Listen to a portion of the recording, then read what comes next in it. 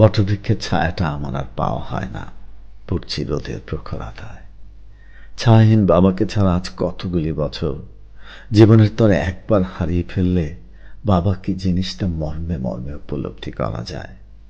পৃথিবীতে যার বাবা নেই, একমাত্র সেই বোঝে তার বাবার ভালোবাসা তার জন্য কতটা প্রয়োজন।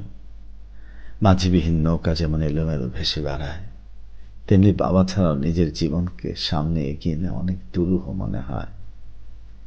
মাঝে মাঝে মনের মধ্যে একটা তীব্র যন্ত্রণা অনুভব করি। মনে হয় বাবার জন্য কিছুই করতে পারি নাই।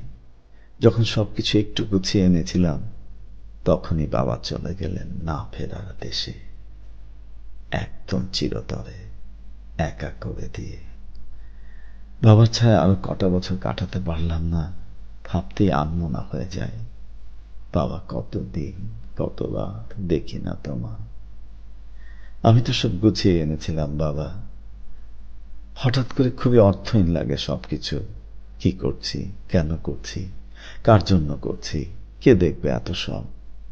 সবকিছুর মাঝেও একজনের অনুপস্থিতি আমার সব পাওয়াকে না পাওয়ায় রূপান্তরিত করে।